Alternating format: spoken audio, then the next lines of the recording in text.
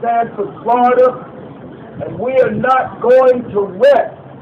This is just the first step on the long struggle. We are not going to rest till we get justice for Trayvon Martin. Gentlemen should be arrested now. It's the same thing.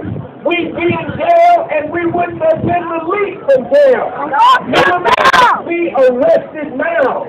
So I call upon all of you to continue. There are going to be many demonstrations, many vigils all around this city, this county, this state. Go to all of the vigils. Organize your own vigil. And let's all come out and support each other's vigil. There's going to be another one on Saturday at 12 o'clock. We're going to meet at the courthouse in North on Martin Luther King and West Market Street. We're going to march that day. Someone's passing out pizza. Evelyn is passing out pizza before it's down. But let's stay together. It's wonderful to see everybody from all walks of life unified.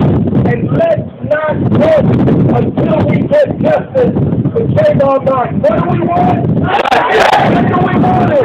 What do we want? When do we want it? What do we want? When do we want it? Justice! More justice! More justice! Trayvon! Trayvon! Trayvon!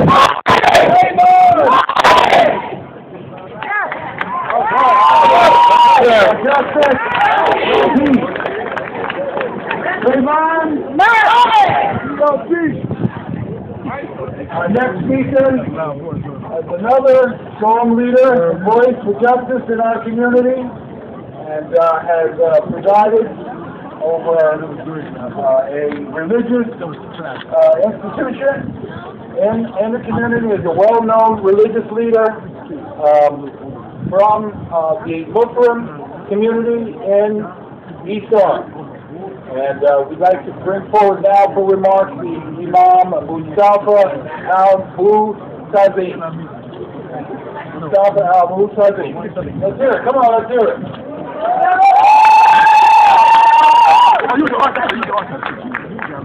Good evening, ladies and gentlemen. Good evening. We're going to try that one more time. Good evening, family. Good evening. I want to start off with the universal greeting of peace. For those of you that are aware of it, Assalamu alaikum wa rahmatullahi wa barakatuh. You know, one winter, I returned home from college, and I was on the bus on my way to the movie theater down on the east side of North. And I was with one of my friends, and he was an Egyptian guy, but he looked like he could have been Spanish or Puerto Rican. And we were on our way to have a good time. And as we began to cajole each other and to speak and to reference some of the good times we were having, the bus came to an abrupt stop. And two uniformed officers or security guards, I believe they work for New Jersey Transit, got on the bus, and I kind of like slumped down in my chair because I knew who they were coming for. And I turned to my cousin and I said, "Don't say anything." And they came over to us and they said, "You and you get off the bus." And I responded, I said, "Gentlemen, what is the problem? What did we do wrong?" They said, "It's no matter. We want you off the bus." So we left, and they frisked us. And I remember thinking in my mind, I'm home from college. How dare they? So I went back to one of my uncles who was working in the North Police Department. And I told him, I said, I'm going to become a police officer because of my displeasure for what happened. And he said, don't seek a position of authority to inject unjust acts on others. If you find that there is an unjust act transpiring, then you stand up for justice. No matter what position you hold. You know, I'm going to put on my hoodie now. Because we are here today in representation of all of those people who cannot stand at this podium today. And we stand in solidarity with the family in respect of their wishes. But I want you all to understand something. Their family does not need sympathy from us today. They need outrage. The kind of anger that causes an individual to move with strategic application to acquire that outcome that will bring about justice on the earth. Because, like Dr. Martin Luther King said, he said, injustice anywhere is a problem for justice everywhere.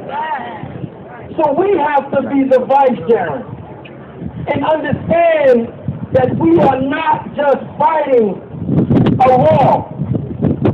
We are fighting a mentality and an ideology that says just because a man is out at night wearing a hoodie, he has the right to be hunted. Don't be mistaken, ladies and gentlemen. This was not a story of valor in which an individual had done an unjust act and he was pursued by someone trying to uphold justice. This young man was hunted. When you have an individual who's calling for help, who's asking someone to save him, that's an individual that does not desire to transgress bounds. He's looking for help. He's looking for someone to come to his aid. So in spite of the laws that displease us tonight, I order and command all of us here to stand our ground. When we find ourselves disliking those mentalities, those oppressive ideologies that hold us down, that restrain us from standing up for justice, hold your ground and stand up. Because you are standing on something that has been laid down, a foundation that is greater than yourself. And only through that understanding, only through that persistence, only through that can we be good human beings, valued citizens, and do our fallen brother justice. I don't desire to stand here tonight, brothers and sisters, and try to invoke anger. But everyone who has come out tonight and has endured the cold weather, let your presence not go in vain. Allow this message to get out. Like the brother said who spoke before me, don't just stop here. Because it's with a small number that we overcome the greater oppressions that we face.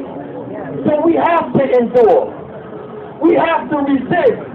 We have to persist. And we have to be willing to lay down our lives for those people who can fight for themselves.